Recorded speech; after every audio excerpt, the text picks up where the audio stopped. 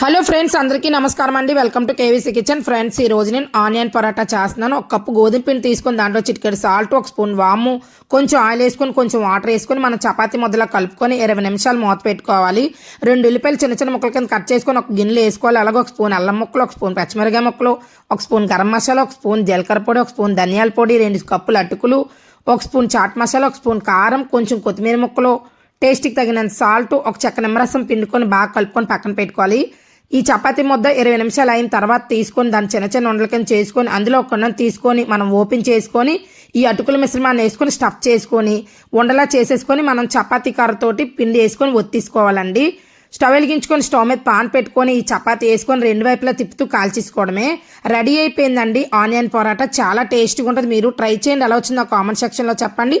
నా వీడియో కనుక మీకు నచ్చినట్లయితే నా ఛానల్ లైక్ చేయండి, షేర్ చేయండి, సబ్స్క్రైబ్ చేసుకొని మరిన్ని మంచి మంచి వీడియోలు అప్లోడ్ చేస్తాను. Thank you for watching.